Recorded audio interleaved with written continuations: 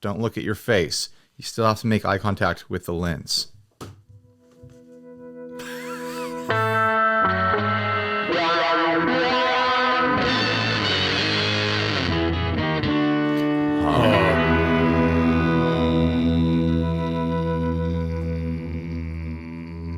Because if you look at the screen, it's going to look like you're looking up a little bit all the time. I mean, you know, check the screen to check your hair if you want to and stuff, and check your position and whatnot. I have a new screen for us to watch, you know, what we're doing here in the garage, guys. Hi, everyone. I'm Ryan. And now that I can see it, I'm like, I should do something with my hands. Now you're all self-conscious. I'm Steve, and this is 60 Cycle Hum, the guitar buying, selling, trading, modding, fixing, breaking, reviewing, playing podcast. Now I realize, now that we can see, I realize like how much space I have to move over here now. You know, none of you know what the heck we're talking about. We've been using a camera across the room with a little tiny viewfinder screen on it for 8 years now. Mm-hmm. And I got like a 32-inch or like a 27-inch monitor so that we can actually see what we're doing. I spent a little bit of, Patreon money to fancy up our rig, guys, and we're just blown away by it. It's like we gave a parakeet a Mira. It's all over now, guys. So, should we talk about the topic of the evening, Steve? I guess. Is Gretsch lying? I hope so. What the hell, Gretsch? What's going on over there? This guy, this YouTuber, this bass YouTuber, what's he called? LowEndLobster. LowEndLobster, which is it's a super fun channel. I poked around on there a little bit. The guy's got a sense of humor. I like his vibe. I like his content. So he got himself a Gretsch Electromatic, one of the little the affordable bass guitars. They're $299, something like that, $399, somewhere in that territory. And he got this thing, and he was going to do a video on it. And he's like, man, there's a lot of noise going on here. Mm-hmm. And he was trying to figure out why. He ends up taking apart one of the pickups. And it has those kind of like no pull pieces, like Firebird style mini bunker. Yeah, so they're advertised as a mini humbucker. Right. So he opens it all the way up. And it's a single coil in there. Yeah. And he makes this video that's like full blown, like, is Fender lying to us? Because Fender owns Gretsch, by the way, if you didn't know that. Is Fender lying to us? Is Gretsch lying to us? This guitar has been on the market for a decade. I want to say it's been on the market longer than that. Mm-hmm. Maybe 15 years. Yeah, it's been a while. So, like, I'm sure we'll have some hot takes on it. Should we start the hot take train? Sure. So the first thing is that it's really confusing whether or not, like, what this, I mean, I don't know. Somebody knows, right? Gretsch is designed, developed, produced, marketed, and distributed by Fender. Right. But they're not owned by Fender. In my, like, dealings with Fender, I haven't had any direct contact with Gretsch. But from what I've understood is that they are separate entities. Yeah. It's not like the same people working at Gretsch are also working at Fender and vice versa. Right. So that's what I mean is like, so our Fender contact, you would not be able to say, hey, I've really always wanted a Country Gentleman. Can you send me one of those? Right. For demo, because he's going to be like, that's Gretsch. That's Gretsch. I'll see if I can find the contact for you. Yeah. That's what would happen. Yeah. You know? So I don't, at least what I understand of the business arrangement, and it could be wrong. I don't look at the records. I don't know who's doing the design spec. I guess develop and all those other different words, like, does make it sound like Fender is doing this on behalf of Gretsch. Like, Gretsch is just well, if it was Fender, a bunch of people in a room. Let's name all the Fender guitar models that use those pickups. There's zero. There's zero Fender guitars with Firebird style pickups in a bass. So I don't think that's the bigger question here, is which company is responsible and which isn't. Mm-hmm. My big question here is bassists. This bass has been on the market for a decade, maybe more than a decade. In my memory, it feels like it's been out for 20 years, maybe. Yeah, it's been a long time. Why did it take this long to notice? What the hell? How come no one has been talking about this? Anytime, you know, a Jazzmaster variant comes out, there's debates online with people going like, well, is it really a Jazzmaster pickup? And it's all about, you know, how the internal construction, and it's not even about whether it's a humbucker or a single. We know it's a single. We just don't know if it's the exact right, you know, construction for a pickup. This bass has been on the market for a decade, maybe 2 decades now. Yeah. And this is the first time someone has noticed that it's not a real humbucker in there, that it's single coils. I have to imagine. So one, it's a $300 instrument. I believe there's a single humbucker version that's like $200 maybe, or like $230. So I think overall, most of the people who are buying these are either happy with what they got, so they never take it apart, or they are unhappy with what they got, but they want a short scale instrument. And so they're going to take it apart, and they're either going to put in a TV Jones, mostly direct replacement, or they're going to put in like EMGs. Like, they want a short scale. Are there EMG mini buckers? No, they're just because bass humbuckers are tend to be a little different sized anyway. Okay. So I think they're probably just taking them apart and not really asking questions, because they're like, it's kind of like, you know, you see on all these different forums where people are just like, hey, I mean, I see this all the time, to the extent that it always cracks me up. I just ordered the Fender Player Strat. What single coil pickups do you guys recommend? Right. And it's like, well, what do you not like about it? Oh, I don't know. I just figure they suck, so I'm going to replace them. It's like, but you haven't heard them. No. Okay. Well, maybe maybe you should try them out first. Because it's, you know, I had one in the 90s and it sucked. It's like, yeah, dude, that was 30 years ago. Right. I think a lot of that does happen in the Gretsch community. Like, people have big romantic ideas about, you know, Filtertrons and Dynasonics, and especially with that. something like this, like, you know that it's an import base, so you're not really expecting a lot from the hardware. The weird thing is, like, I almost bought one of these. Mm-hmm. Like, I bought that Hamer short scale bass. Right. Probably with humbuckers, probably like 15, 20 years ago, maybe. It was a long time ago. Yeah. Everything feels 15 or 20 years ago at this point. But when I bought that thing, I was also looking at the Gretsch, and it looked really cool. Like, it's my style. Yeah, like, it's a really good looking bass. I tried it out at the store, and then I ended up going with the Slammer or the Hamer, the Slammer by Hamer instead. Yeah. And I enjoyed that bass. You know, I used it on a couple like little, you know, home recorded tracks and stuff like that. Mm-hmm. But I almost had that Gretsch, and I honestly wonder, being an electric guitarist, if I had gotten the Gretsch, would I have noticed if it had single coils instead of humbuckers? I don't think you would have. I think I would have. Unless it was particularly noisy, I don't think you would have. I think I would have noticed, because, you know, I would have run it through fuzz and stupid stuff like that. Yeah, but I would have run it through all sorts of drives and been like, oh man, there's a buzz going on here. And then I would have opened it up and looked at it like, I don't know why there's a buzz. And then eventually I'd pry open one of the pickups and try to figure out what's going on. Like, I think I would have ended up figuring it out. So I'm honestly wondering why no one else has up until this point. Maybe just nobody made a YouTube video about it. And in the guy's video, this is what I'm wondering. In his video, he revealed that both pickups in his guitar had stickers on it saying that they were the bridge pickup. That I do found interesting. Here's my theory. That was the mistake that tipped him off. I think most people getting these basses, maybe the mistake was usually there is a bridge and a neck, and so they are humbucking together. They are noise canceling together. That's something to check Talk Bass about. So because he got one that truly had some sort of manufacturing defect where it got two bridge pickups, so there wasn't the hum canceling between them, and most people using the bass are just gonna be like, oh, I've got noise when I have one pickup on, but when I turn on the other, I don't. So like, whatever, I don't care.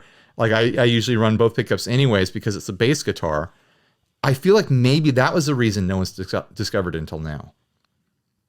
Yeah. Do you usually use both pickups when you run a bass? No, it depends. It depends. So maybe that's not a good theory. I mean, on like a jazz bass, I do. I guess in a lot of the, it kind of depends on what I want. Sure. A lot of times I actually run a little off balance, so I run a little more neck than bridge. But if you run both, even though they're blended differently, like if one's pulled back, it's still going to hum cancel to some extent. To some extent. It'll make sense. It's actually interesting, like on my Gibson bass, which is 2 humbuckers. I think it's on that one. Definitely on this one, at least when I had it, I know on the Eastwood. It had on the Eastwood. It had some grounding issues, but I think regardless of the grounding issues, well, I fixed the grounding issue on it, and it's been dead silent since. I think if you run it with one pickup over the other, there's definitely like some heavy favoritism if you only like use a little bit, and it's actually interesting because you get. And I don't really fully know why this is. I'm sure there's a very good physics explanation for this, but like if you run I would say like if you run one pickup by itself, either one pickup by itself, and you set that as the benchmark of like 100% volume, and then you run both pickups at full volume, say that's like 80% volume.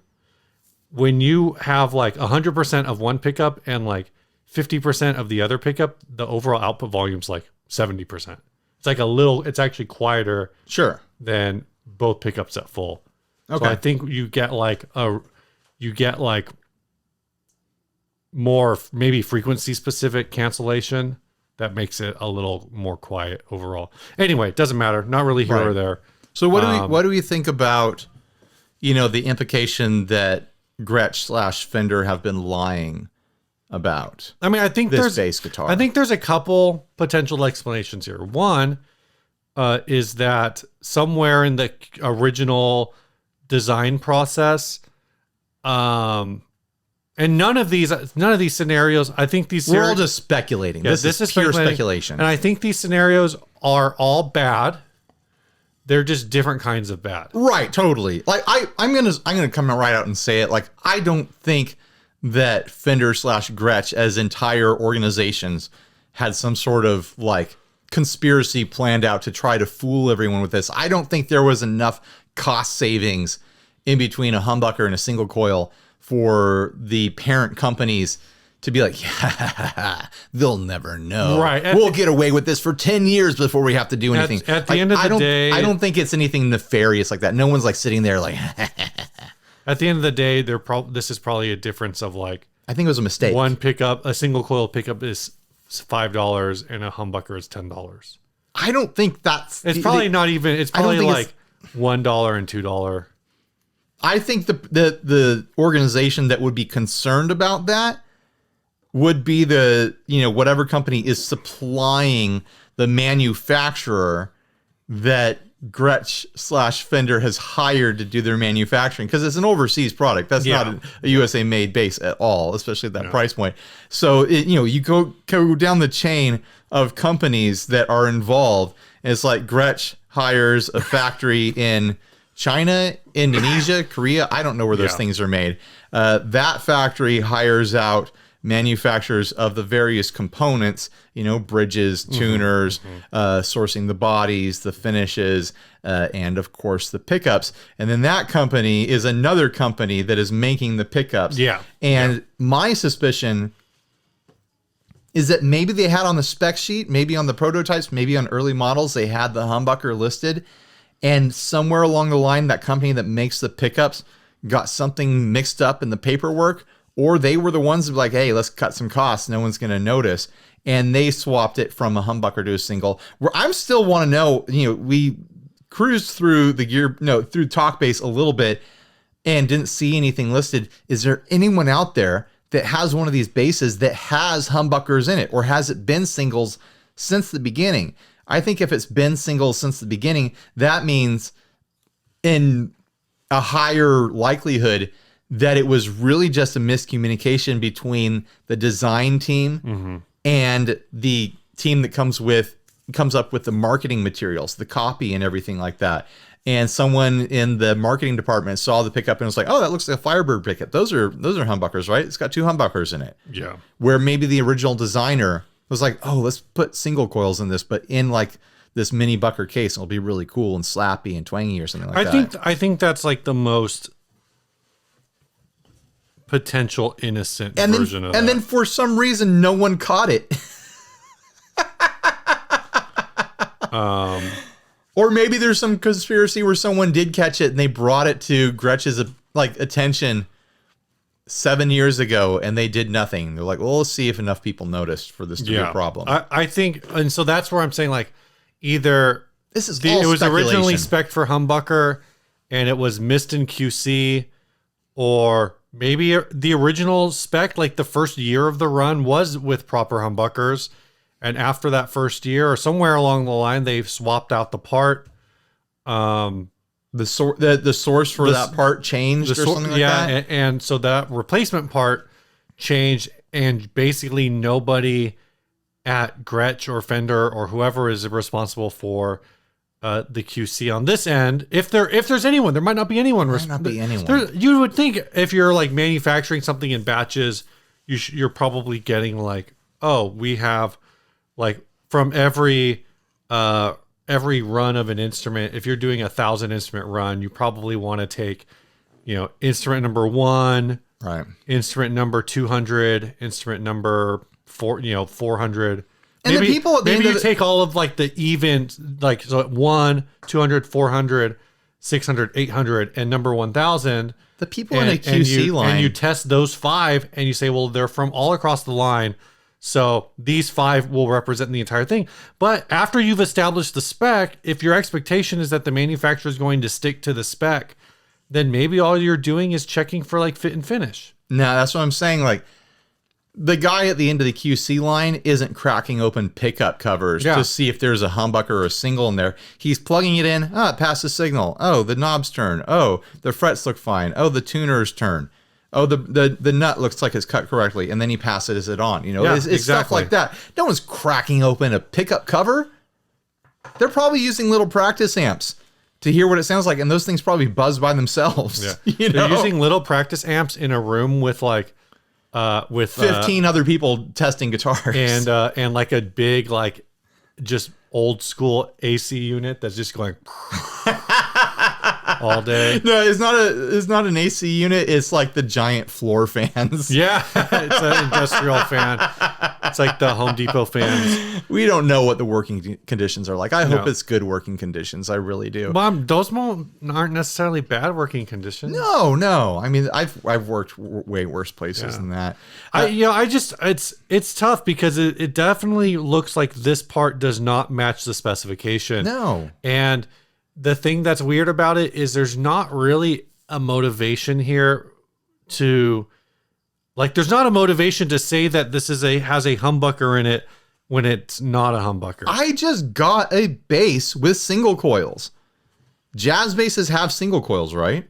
Wait, what? Jazz? Oh yeah, jazz basses. Jazz basses, like, technically. But you don't have a jazz bass. That's a Longhorn. Yeah, but it's got single coils in it. Yeah, but it's not a jazz bass. I know I wasn't saying it's a jazz bass, Steve. Relax. Okay, I just want to make sure you know that it's not a jazz bass. I know it's not a bass for jazz. I would never try to play jazz with it. But I'm saying, what I'm leading to is that single coils are a feature to many people.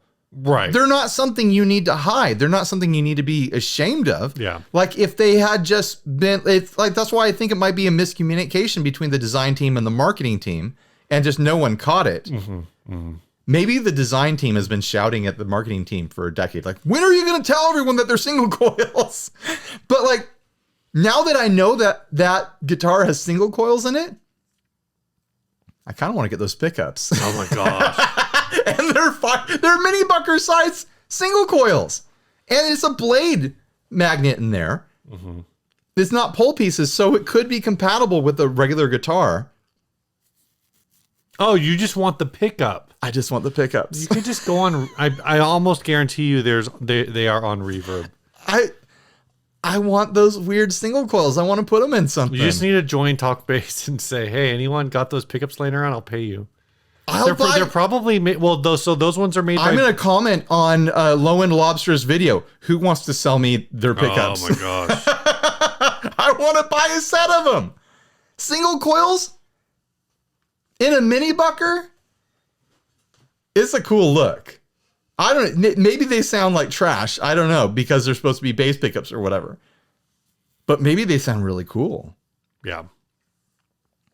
I'm a little excited about it. But like, yeah, it's like what we're saying is like, it's not something that you would intentionally do to short sell the bass. So like to try to save money. If you were deciding to put single coils in it, you'd be like, this bass has single coils. Yeah. You can combine them to, you could even like be like, oh, vintage voice single coils. Right. Like that era, there was an era of guitars that had pickups that looked like humbuckers that weren't humbuckers. Yeah. And, some of them were probably trying to look like humbuckers or didn't understand what humbuckers were. And they just saw like the manufacturer saw like, oh, these bigger pickups are selling better for some reason. Let's put our pickups in a bigger case or whatever.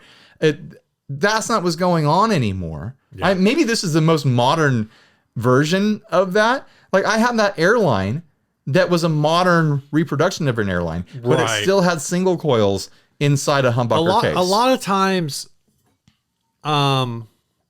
times I think that's something that, it's something that happened a long time ago, and it happened by companies that kind of like barely existed. It happened with companies that were looking at catalogs, and trying to reverse engineer guitars from photos and catalogs, So the wildest comment I saw on this video, and I've never heard of this before, I don't know if it's possible, but somebody said that it's possible that it is actually a humbucker, and that what's happening is the magnet's in the center and you have a bunch of wire that's wound in one direction, and then at some point, I guess it would I don't know how this would work, but at some point it stops, and then outside of it there's another one that's wound the opposite direction. So you only have like one magnet, and you have two coils that are like basically an inner coil and an outer coil.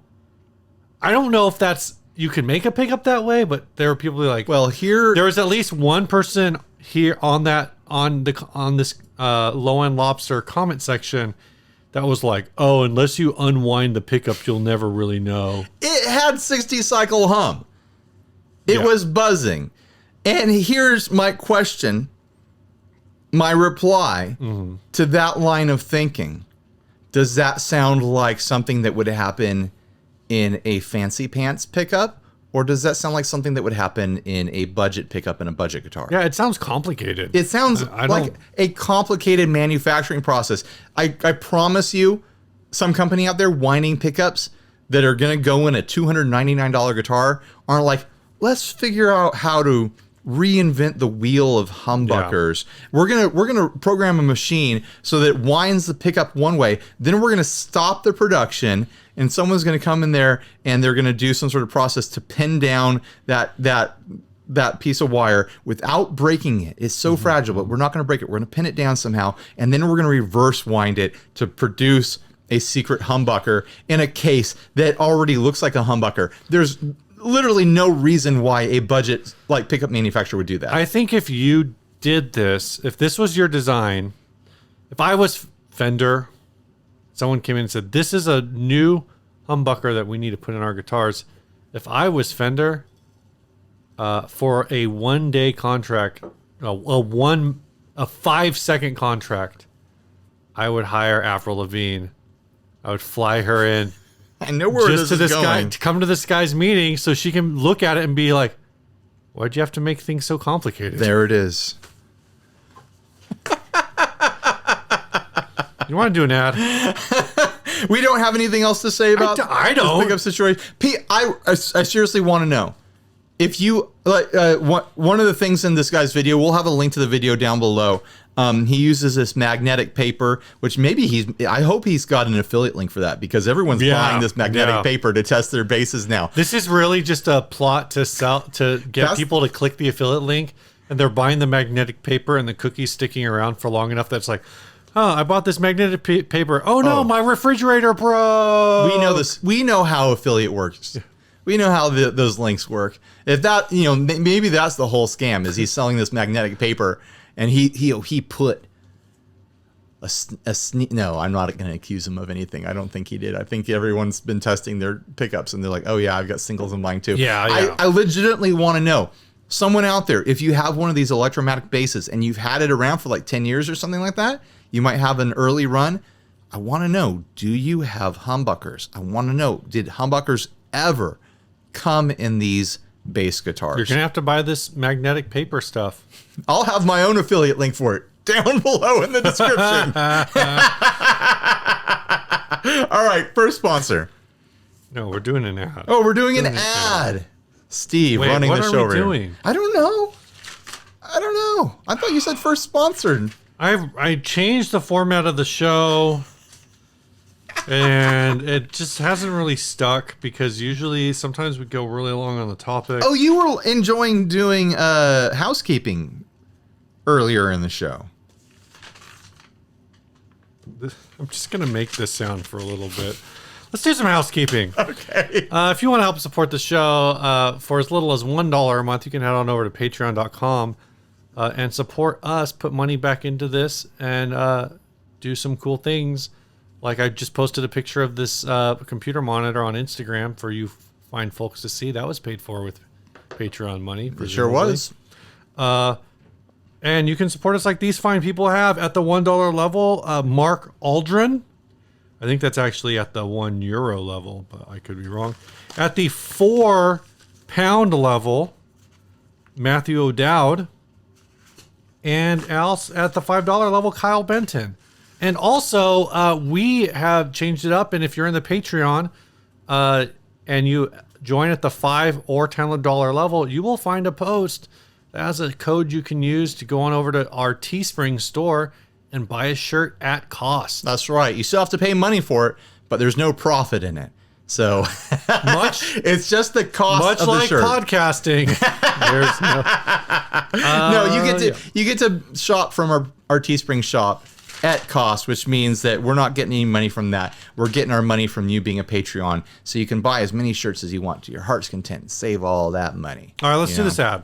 Let's do mail goes in what's new. We do mail later. All right, we'll do mail in what's new. Okay, we gotta stick to the script. Okay, all right. Very elaborate script that I wrote. Steve has a plan. This ad is called 1969 Mustang. I have no freaking clue why. This is classic Mustang mutilation. Fender 1964 Mustang body that has been cut and reshaped in the early 70s, finished with white nitro paint. And now looks like a pretty cool off-white bridge. Is an original from the 60s along with the pickguard. Modern Fender Texas pickup, Squire trim, custom two-tone switch, a bunch of other crap. 1964 Music Master neck with rosewood fretboard and beautiful clay inlays. Comes with Ping Deluxe tuners, which that means, are those new tuners?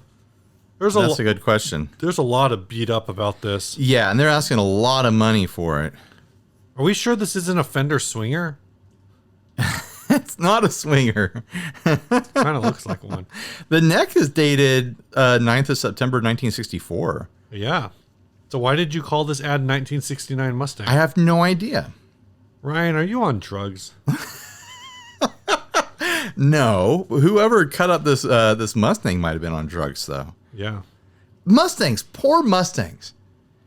I think if you added up all the mutilated guitars over the years, I think most of them would be Mustangs, especially vintage Mustangs, because they were the student model in a lot of ways. They were an affordable Fender in a lot of ways, and then tastes changed. This thing's got a few cracks in the headstock too. People didn't want that California, surfy look anymore. They wanted a psychedelic, sort of like pointy look throughout the late 60s and 70s and into the 80s, and these poor Mustangs that were laying around, they got hacked up.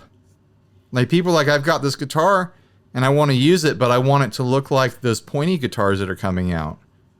So this is kind of interesting because it was cut and reshaped in the early 70s and it was repainted in the early 70s, but so many of the other parts are like modern. I think what happened is someone redid it and then they were scalping parts off of it forever because they're just like, I'm not going to use that. I'm embarrassed of what I did to it. So it was a body sitting somewhere. Maybe it was sitting in a guitar shop somewhere.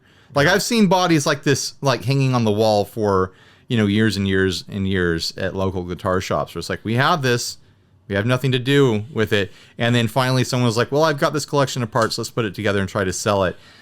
Because how else would you get this collection of parts? Like this 64 neck. I don't remember if it said the body. It said a 64 body too. Yeah. Somewhere along the line, I got the idea. It's Steve right here in the title. Vintage 1969 Fender Mustang modified with 1964 Music Master neck. Oh, the ad is wrong. Or the ad is right and the copy is wrong. Or the copy is right and the title is wrong and the wrong is right. Cats and dogs living together. There's some sort of miscommunication here. But it is definitely a parts bucket. It's got a Squire bridge on it and a Squire trim on it. It's unmarked. All right, let's get down to this. Ooh, they strung it wrong, or did they? No, they did. They did right. They did right. Properly. Yeah, that's correct. I forget that the Mustang trim. I mean, you could say it's strung wrong because like the low E isn't pushed all the way through the tail, but sometimes. that's That's kind of what my jack sting looks like right now. I didn't realize the jack sting. I was like, what the hell are you looking at? I'm looking at the jack sting. It's right over here behind me, guys. What the hell? But yeah, that very clean, untarnished chrome really gave itself away on here. Oh, man, I just feel... The person who's going to buy this is going to buy it for the neck. And the neck itself is in rough condition. Yeah. Big cracks on the back of that headstock. They're asking $2,000 for this. I don't know if that's too much. I don't know what the going rate is for vintage Mustang parts these days. But if you're just buying the neck, because you're not buying the body, there's not enough of the body left. The body is a curiosity in that it contains wood from the 60s. But the neck is really the thing here. The tuners are old looking, at least. Are the pickups original? I don't remember. The pickups are not original. What? Yeah. The tuners, they just say the tuners are deluxe pings, which makes me think they're replacement tuners, but it's kind of, I'll say that's inconclusive based on the information. Nothing about, only the body itself is vintage. Maybe the plate. Does it say anything about the plate? Custom two-tone switch with no tone knobs. So it doesn't really say, I think... the bridge is original, just not the trim. That's goofy. I don't think it is. It looks too clean. Look at how clean that bridge looks. That's not original. I don't know. That's what it says. The bridge is original from the 60s. Look at the body. Look at the neck. There is zero tarnish on that bridge. If it is a 60s bridge, then they pulled out a plastic bag in a shop that closed down in the middle of nowhere, and like an archaeologist found it or something like that. All right, right here on eBay, a 1964 Fender Mustang guitar neck. Just the neck is $900. Here's another one for nearly $800. So you think what do you think a good price on this is then? I don't think there's enough in the body and the pickups and the loadout to justify another $1,200. No, actually, the dollar amount I'm thinking of was $1,200. Well, damn, there you go. So $800 for the neck, but the neck is messed up. Even then, the neck's kind of messed up. Honestly, $800 for everything is probably a better price. I think it's definitely got to be under $1,000.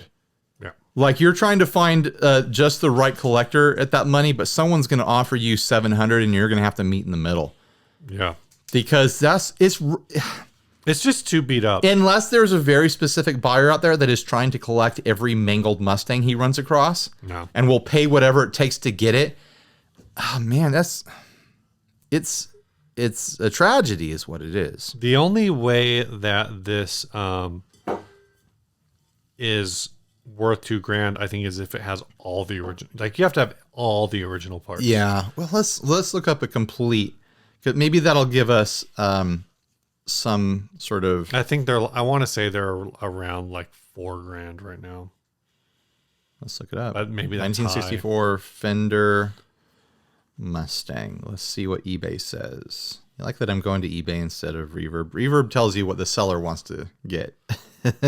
Yeah, you know what? You're not far off. You were a little bit low. Really? I'm seeing $4,800. I mean, 0 bids. Yeah. I'm seeing $6,400 for a red one, $5,400 from Japan for a white one. I'm not looking at completed listings. Here's one under $4,000, a couple of under $4,000. Would you say this listing was ridiculous? I think this is a ridiculous reverb listing. It was on Reverb. I don't feel like I can say that right now because I don't have enough of a beard. And I'm not playing any riffs. Somebody. Hi, Ryan. So one of our friends. Hi, Ryan Bruce. One of our friends reached out to me and said, Ryan looks sickly. And I said, yeah, he has diabetes. And our friend said, I have diabetes too, and I don't look like that. And I go, what are you talking about? And he's like, look, he looks like, without a beard, he looks like he's sick. And I just said, I've known Ryan for like coming up on, feels like 20 years. That's what he looks like. This is what I look like, guys. Do I look sick? I don't think you look sick. But I feel vital and healthy right now. I think when you make a demo, the beard absorbs sweat off of your face. Like, I think you look less shiny. And so I think when you have less of a beard, it makes your face look shinier. We're finally addressing the elephant in the room, my lack Shiny of beard. face. I guess this is the first episode of the podcast without a beard. Yeah. But I've already grown I know. almost 2 weeks worth of stubble. You didn't even clean shave. It didn't even count. I buzzed close enough to the skin. It looked like I was clean shaved. You could have done a dual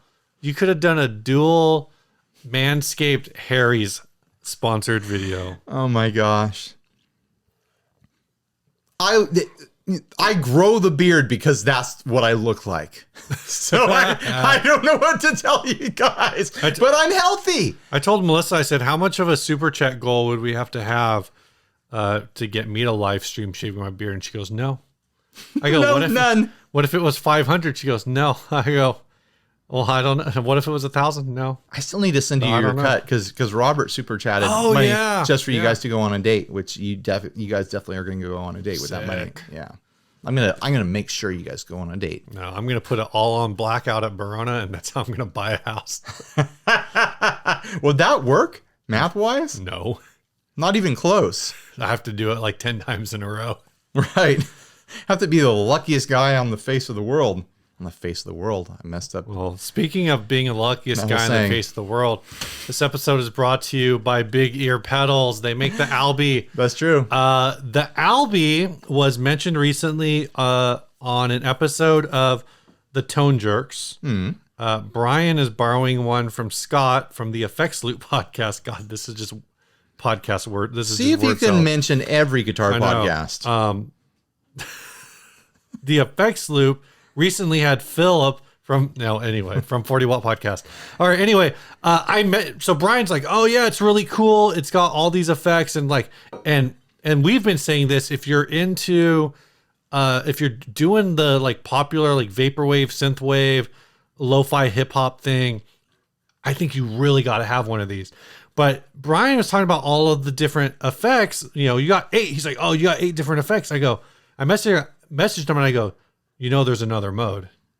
And he's like, what? There's a super Neil mode. If you're playing and you're on effect 1 and you hold the switch down while you're engaged, it's going to go into effect 1. Technically super 1. 16 different modes because you can turn it to be full on in super and I was telling him about that. I'm like, you can also, if you unplug it and you hold the switch down and then you apply power, now you're in latching mode, which that's how I always run mine. I really like the extreme like sounds because that's how you get more. Because Steve lives life on the edge. Yeah, that's how you get more of like your octave on like your octave tails on your reverbs. You get like higher blend rates on your phasers and whatnot that are all built into this thing. But also so many cool sounds. Access those through a momentary function. Like you have it selected, so normally you hold it down, and then it blends into that super extreme, super Neil mode. That's how you run it. Yeah, that's how I typically run it. I run it I'm all in. Just full blown. Full in, all on. None of this lashing crap. None of this momentary crap. I want to latch it. I'm going to stick it in and latch it to you. Think of this pedal as a cube. I know it's a rectangle, but think of it as a cube. Now imagine Steve gleaming it. That's what's going on. What? What does that mean? That's a reference that apparently Steve doesn't get. Go to bigearpedals.com. Get on their mailing list so you know when the next batch of Albies hits. It was like a BMX movie, I think, or like a rollerblading movie. It called Gleam the Cube. That was the name of the movie. No one knew what Gleam the Cube meant. It was like a made up like, oh, we're gonna say this thing because it sounds like something like skate BMX rollerblader culture would say. Maybe someone out there knows what Gleam the Cube means. Tell us in the comments. What's new, Ryan? What's new? Speaking of Big Gear and our other sponsor, Chase Bliss, they're both sponsors of Guitar House coming up this week. And I don't know if I'm ready yet. I'm hosting at least 4 channels, potentially more because I've invited local channels to come hang out too. So I know you have 4 coming in that are... I've got Perfecto, I've got Get Offset, I've got Mike Adams, also known as Pusheen, and I have got Working Class Music, Jason and Tia. Yeah. And then I'm pretty sure RJ is going to come. Yep, I'm pretty sure Sean Pierce Johnson's going to come. From Sean Pierce Johnson. Trey Xavier sounded interested. We'll see if Trey shows up. He says he doesn't want to film, but he sounds like he wants to hang out. That's cool. I want to hang out with Trey. Well, so come down, Trey, if you're up to it. Well, and I know, that's kind of, I'm obviously like, I feel like I should figure out how to make one video during the session. You can sit in on videos. But I am planning on being here just to sit in. Like, I'm going to try to work a couple half days and come in on the back half and at least hang out and do some, maybe be in other people's videos. Yeah, be in other people's videos, hang out, party. Like, there's a couple like local people I've invited just to come. To hang out. Yeah, is Brian? I think Brian's going to swing by. Oh yeah, maybe Brian. A little bit. Yeah, from the Tone Jerks. I don't know if he's going to do anything. But him and RJ were like, I told RJ about this months ago, and I forgot I told him about it. And so he'd been waiting for some sort of formal invitation, and he knew it was getting close. And him and Brian had been talking about how they're going to like show up and like record their own content in a van in front of the house without telling us if they don't get invited. So they were formally invited, and then I heard about their silly plan. Oh, I heard about the silly plan first. Of course you did. I told them, even though you're formally invited, you still have to do the silly plan. You have to sit outside in a van. Yeah. You're just formally invited to do that. Right. Other than that, do you have anything new? I think it's time to open some of these letters. Well, damn. Let's both open one at the same time. Danger Falcon. This says Danger Falcon. This is from Ryan Burnham. I'm going to open this big one here. Hopefully I didn't. Oh, I always do this. What the hell? I ripped the paper. It just says it's a sticker. Enjoy. It's a Ted Cruz sticker. It says this man ate my son. And I don't know what the joke is, but I'm laughing about it. This man ate my son. Where is it gonna go? This joke. What's the one from Ghostbusters? This man has no dick. Is that what it was? I believe that he has a dick. I'm not gonna make that joke. I'm not a Ted Cruz fan. I believe he is a dick. Apparently, Steve is not a Ted Cruz fan either. He's a Ted. Ted Cruz fans, don't tell us in the comments. We don't want to know. Imagine being a fan of Ted Cruz. I'm sure they're out there. Oh, look at this. No. We got stickers from the replicators here, and a CD, and a beer koozie with a Stegosaurus on it, and it says Seattle Ska Punk. I'm officially excited. And on the back it says Serenity Now. We've got a Seinfeld reference from a ska punk band that has a dinosaur reference on the other side of the beer koozie. The album says The Replicators, Don't Take Me Home. Some sort of button just fell out of it. It's got art that is a lot of fun of an astronaut dying in space.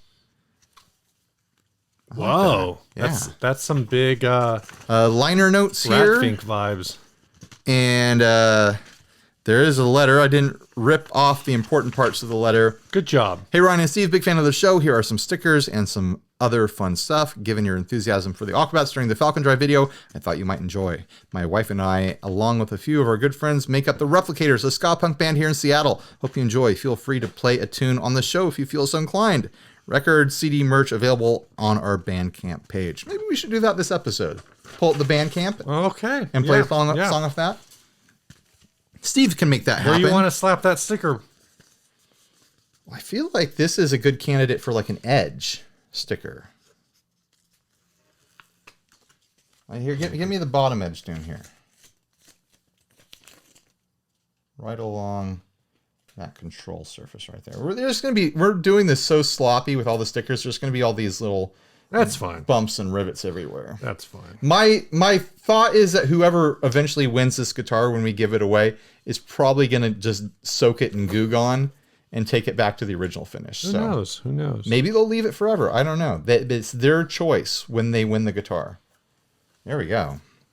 And I've got an extra sticker here for the wall. I've got it's not the wall. Do we want to open another one or? Yeah. I've got two more here. We actually got a bunch of mail this time. We got 8 letters. Yeah, so we're gonna open. You got a notification. Yeah, we're gonna open those a card. Other 4 letters on the next episode. It is Spring in Centennial Park by Adolf Den. Watercolor on paper. Ryan and Steve and Company. Greetings from New York. A sticker plus a few extras to do whatever with for the guitar thingy. It'd be a hoot to have my band sticker representing thanks for all the great content. Mike and Rachel over here at Big Mike's Basses. And this is stickers for the guitar and whatever else strikes your fancy. Signed CR. ChampagneRanger.bandcamp.com. Champagne Ranger. Look at this sticker. Whoa. It's fancy and gold, and it looks like the title to like a Scientology book. Is that a correct assessment? I'm not trying to insult any of the Scientologists out there, but come on. You see what I'm talking about, It's definitely in that like 80s sci-fi. Right. A sci-fi fantasy vibe. Champagne Ranger is such a fun name, too. I think that it's going to go right there. Where's this big boy going to go? On the back? Yeah, let's put it on the back. This is our first back sticker. Welcome to the back. Welcome back. I almost feel like I should start. There you go. I like your plan there, Steve. Boom! We're getting closer and closer. It's got quite a bit of stickers on it. I should really play this in a video soon. Yeah. All right. Yeah, I don't think I have anything new. I'm looking forward to hanging out at Guitar House, meeting some of these people for the first time. I've been starting to have a little bit of anxiety because the plan is to make it a short event instead of one of these full week events because that'll be more manageable for everyone. I'm starting to get nervous that it's not enough time doing 2 days. I was like, I want to hang out with these people forever. Yeah, but do they want to hang out with you forever? I want them to live in my house, and we'll all just live in the house together forever. And it will be a big happy guitar YouTuber commune. This just sounds like an episode of The Twilight Zone. I want to start a guitar. You can't leave here. I want to start a guitar YouTuber cult. Is what's going on here. So, anyways, I already found the sticker for you. Champagne Ranger. I love that name. I love it. All right. So nothing else new? Nah, man. All right. You want to hit this next ad? Yeah, let's hit the next ad. This ad was sent by you. I found it on local modded. Craigslist. Modded Boss Chorus. What's modded about it? A lot, Steve. This is the classic vintage stereo chorus unit. I am the original owner. I have gone all digital, so no longer want to keep this one. It looks pretty beat, but sounds amazing. Fully functional, just like Data. You will notice that it has a few modifications. They can be removed or just left in there. They don't have any effect on the sound. They were just on-off foot switches for a remote on-off button that I used to use for the middle of the stage, so I didn't have to run over to my rig to hit it. He turned it into like an amp switcher or something like that. Oh, weird. Yeah. He drilled all sorts of extra holes in this thing. These are seriously the best chorus pedals ever made, going anywhere from $700 to $1,300. and will only keep going up because they are now collector's items. I have this one discounted only for the cosmetics. I sent a picture of this to Josh Scott, and I was like, "What do you think, Josh? Should I buy it?" And he was like, "Don't pay over $100 for that." Wow. Jeez. I thought for sure he was going to be like, you know what? It's rough, but you want that circuit, so like lowball him, but like, you know, pay him $400 or something. You know, you should have emailed this guy and been like, "Hey, Josh Scott told me no more than $100," and see how they respond. They're probably gonna think you're full of shit. Be like, yeah, is there a way that would be the wildest flex to receive on Craigslist? Is it possible? Hey, by the way, I talked to my friend Josh Scott, and he said, he said not to pay you more than $100. No, you gotta frame it like, now this guy hates me, and now he hates Josh Scott. You gotta frame it. You gotta frame it like very professionally. You gotta say, "Hey, I saw your listing, and I'm interested, so I sent this over to my gear appraiser." Or I sent it to a professional gear appraiser, and he said it's only worth $100. And when they're like, "Oh, you and your appraiser can go to hell," and you can reply and be like, "All right, I'll let Josh Scott know you think he needs to go to hell." Josh might have been being a bit hyperbolic on that one, but like seriously, this is rough, and this guy has molested a pedal that does have collector's value to it. He's drilled all sorts of holes into this thing. I'm assuming he's drilled 4 extra holes into it. We got to look up an original. He could have drilled so many more extra holes into this. Yeah, that's what I don't understand about this layout. Boss CE1. Oh, you're doing it. I'll just let you do it. The problem is I need like a backside photo, which there are 1, 2, 3. So I think the other 3 jacks that are by the power supply might be extra. 5 new holes in it? Yes. It would appear that way. Why are there 5 new holes in it? And why didn't he... If you're going to drill new holes and modify one of these things, why wouldn't you replace the original power cable with something more convenient? Right. Yeah, so there's the 2 jacks on top. And those are replacement. Not a lot of people post pictures of the jack side of this thing. And it didn't have any of these extra holes on the top, right? I don't think so. Because he's got a foot switch on the top and then another hole drilled in between 2 of the knobs. I honestly, like, I think Josh might have been a little bit facetious with what he said. But not like a lot facetious. But not a lot facetious. The right amount of facetious, yeah, I'd say. This one, there's 3 extra holes on the back. They want nearly $1,200 for that one. Yeah. But there's one on here for $635. I don't know if these are all working or not. Don't use enough. So for cosmetic damages, that one has cosmetic damages? Yeah. This one is $170 shipping though. This one's $900. Doesn't, I don't know if it. Oh man. My gut is like maximum $300, but I'd have to sit there and spend time with it to figure out, does it actually still function correctly? And I'd have to open it up and take a look at the guts to make sure. All you need to do is get a bunch of those little metal caps, like the jack covers that people put these on like Strats all the time, right? Right. I had those on. So I had those on a Strat. Get 5 of those, slap those in here, figure out whatever Pantone number this case originally was, refinish it, put it back on reverb. You just made yourself $500. I think the relicking on the case is not the part that bothers me. Like I honestly clicked on the ad because I saw the relicking on it. I was like, oh, this looks like it's been loved. Like I kind of dig this like really worn in look. A relic pedal, guys. A natural relic on a pedal. But then I saw all the extra holes. And I was like, no, poor baby. I don't even love chorus. Like, if this was a vintage reverb unit, then I'd be sitting here sweating it, like trying to figure out how much I could pay for it. There's an extra LED in the top of this thing too. That's for the amp switcher? I think so. He turned it into an amp switcher. I get it. It's a huge pedal. It might as well be other things. This is the whole chaos, that we've talked about before with some of this stuff. Like we could have talked about with that 1969 Mustang, where 1964 1960-94 Mustang, where the Boss CE1 chorus anywhere between, I don't know, like 1984 and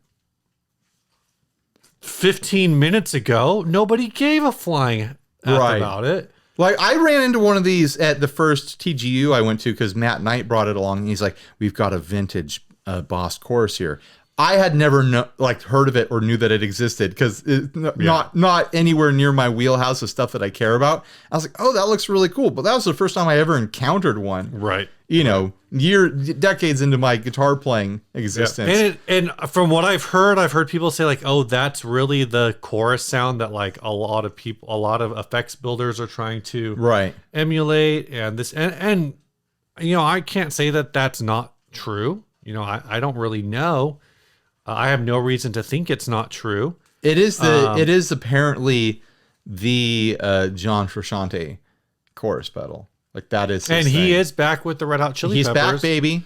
He's back again. So, and Flea just played the national anthem at a Lakers game. They're back on the map. And the Lakers have been eliminated from even making the playoffs. So, I add all of that stuff together, and you should buy this pedal.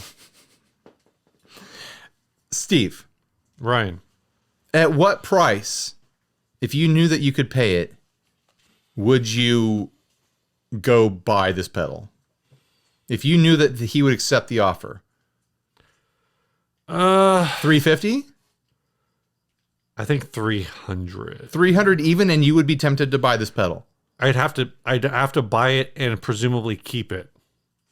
Right. There's not a lot you can do here to return it to stock.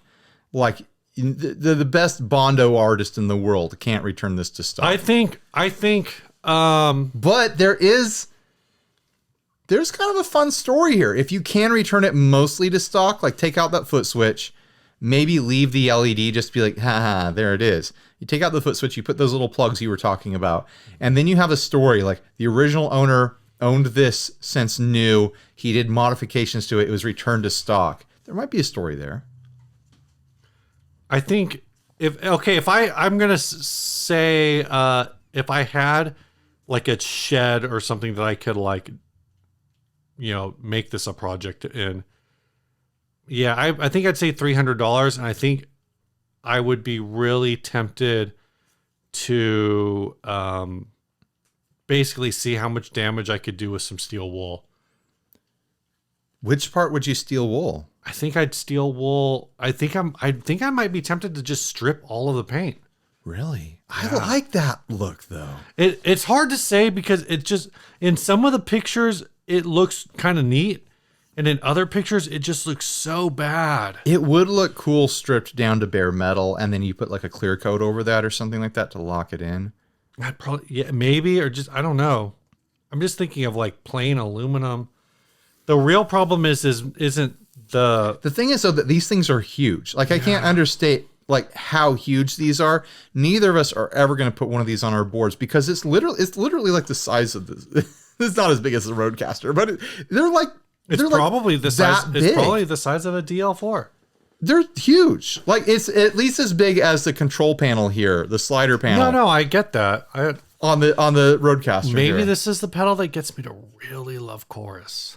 Finally, the thing that you've been needing to love, chorus. And you finally found the thing that makes you love it. But you're not going to love it because it's stereo out. You're going to need to run a stereo rig to even fully appreciate it. And you're not going to do that, Steve. Be honest with yourself. Yeah, I'm not going to ask my sound guy.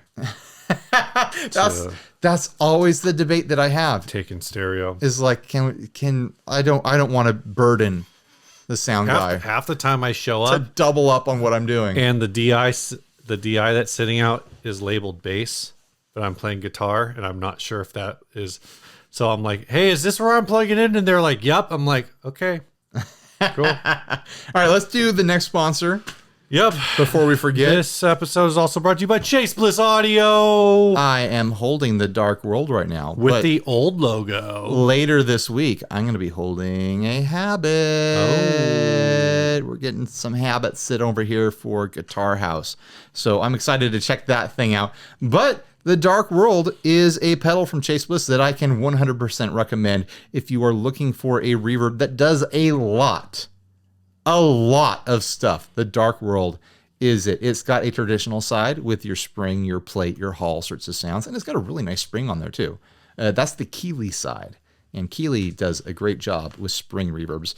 And then there is the more experimental side that has your mod, your shimmer, your black setting, mysterious settings that defy explanation. So go watch some videos, find out if you like the sounds of this thing. The thing I really like to do is combine one of the traditional reverbs with the shimmer. And the shimmer is unlike any other shimmer you've ever heard. It operates in a completely different way.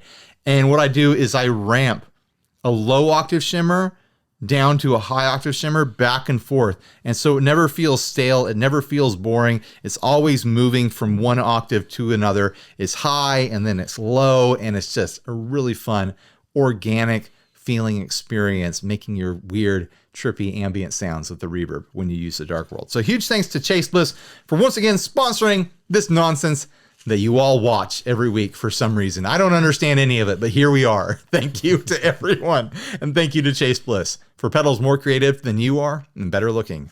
Chase Bliss Audio. I don't know if I've said that tagline in a while. It didn't come to me naturally in this moment. Last ad? Yeah, this one's sent by Mark DeBrune. It is a concrete guitar. I haven't looked at this ad yet, so it's going to be a surprise to me. Oh my goodness. I'm trying to find the email real quick. No! Rebar? No. What? It's got rebar sticking out of it. Oh my gosh. Someone's going to die. Anytime you see rebar in a movie, someone dies. You know it's going to stick right through someone's eye socket or something like that. This is a dangerous... I do not endorse this guitar. All right, he says... and it's got the cable ties around it and stuff. He says, this is from the same seller as a Telecaster from a few weeks ago.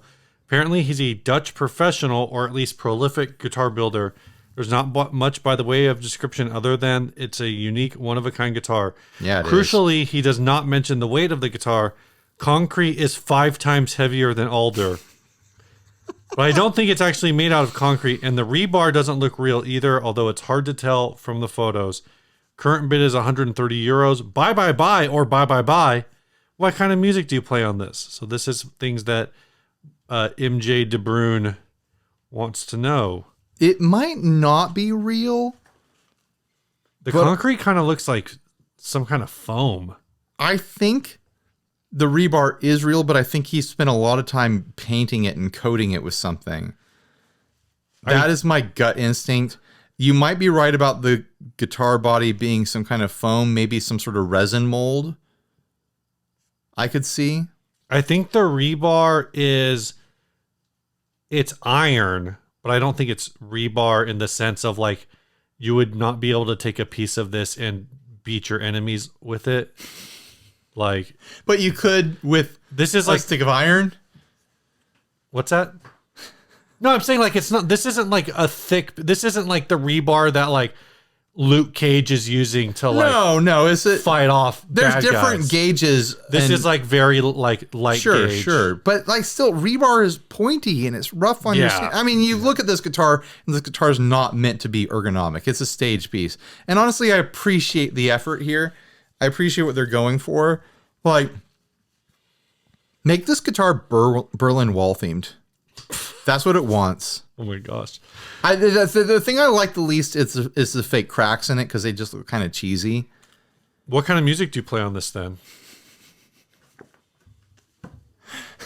Industrial? No, I'm wrong.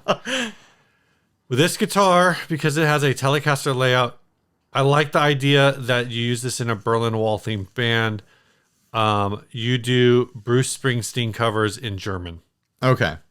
But you're marketing it in the United States, so your audience understands the joke. Here's what I want done. I want to see this theme.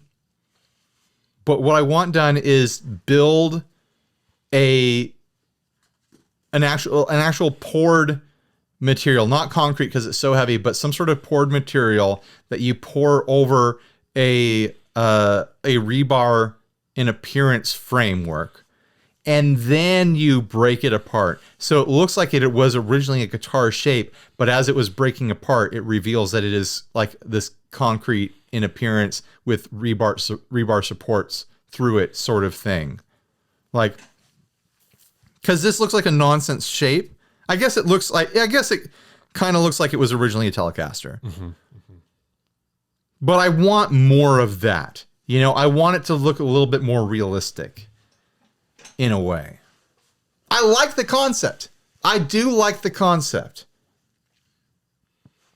I want to see what this would look like executed on the highest theming level possible because I do like the concept. I think that doing the rebar in the armrest area is a mistake. Yeah, that's gonna hurt. It's gonna hurt. It's gonna be like so uncomfortable. Be poking straight up into your ribs. But along the bottom horn and on the top horn and on the lower bout down by the control panel, like those are obvious areas where you could have that theming and it wouldn't interrupt your playing in any way. You use this song, you use this guitar to do a medley where you change Bruce Springsteen's Born in the USA to Born in the USSR, that you tie into the Beatles back in the USSR. All right. That's what I think you got to play with this song. You can see yourself, and look at how you keep creeping off the screen. It's driving me bananas. Look at you. Where are you going? Is the monitor going to be a problem for you? I'm not even looking at it. You're trying to get out of the shot? I'm just exploring the space. Not even moving. I look up there, and Steve is just like... All I did was turn towards you, and it puts me right on the edge. I really love being on the show, Ryan. Hey guys, Steve here. This is how the show's going to be from now on. Reporting from the North 40. Do you enjoy the view here? All right, get us out of here. Pull up the notes on that song, I guess. This song was sent by my wife and I, Kyle. Thank you, Kyle. We're going to play a track off of the album that he sent. The album is called Don't Take Me Home. Hopefully I'll be able to download this. Oh, we're going to play this first song. It's called... Oh, let's play this one. It's called Ass Istant Man Ager. I like it already.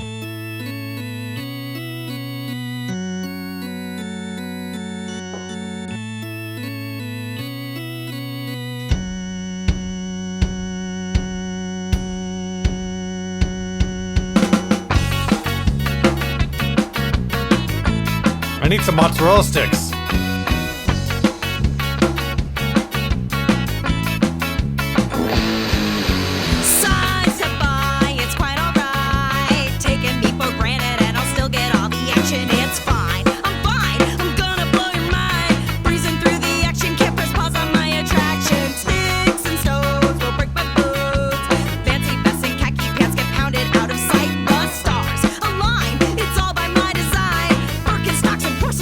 What a miracle!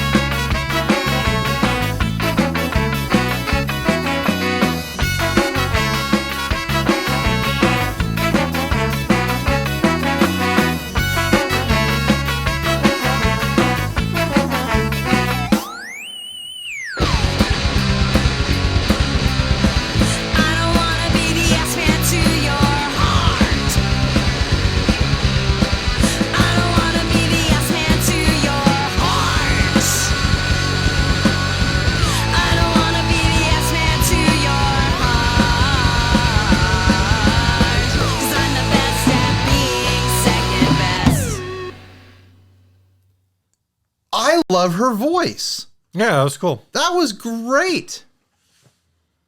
I wish my car had a functioning CD player because that would live in there. Guess you're just going to have to bookmark the Bandcamp. The next song on here is I Want to Dance with Someone, the Whitney Houston song. Are we doing this? We're doing this.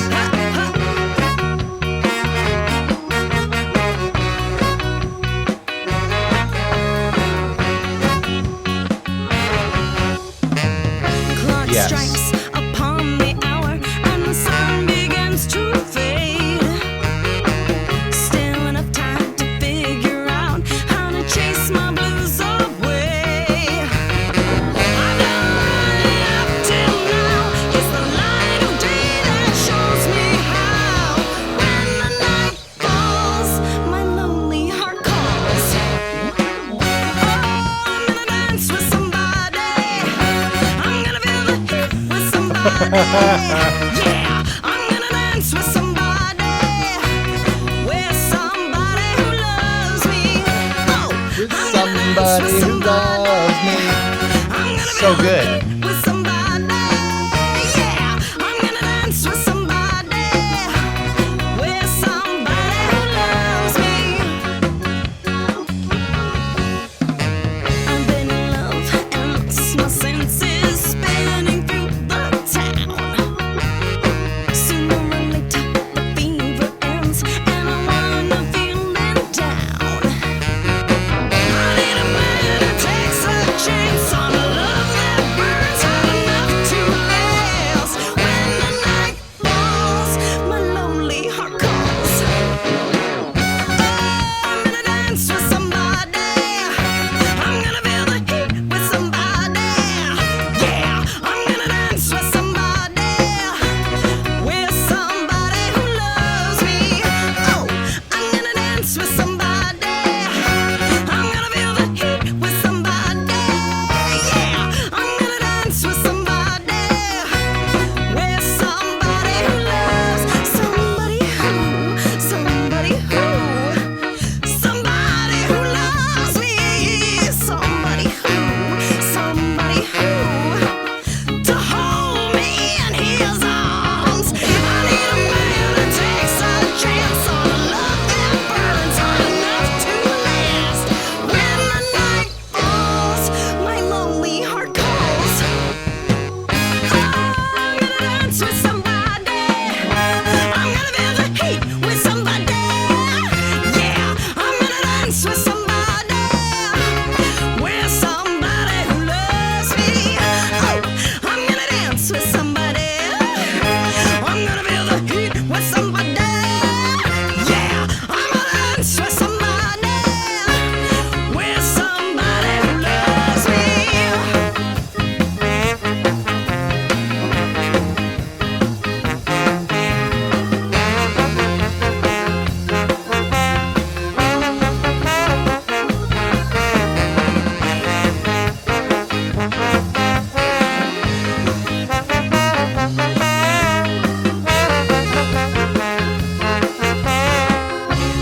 With somebody who loves me. Yeah.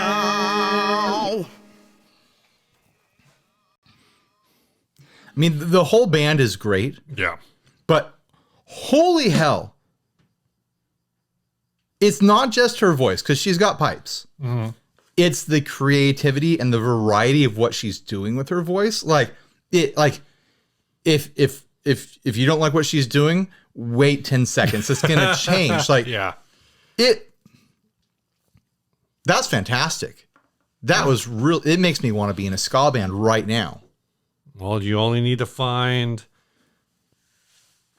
6 other people, apparently. I don't know that many people. I'm never going to be in a ska band. That's the thing about ska.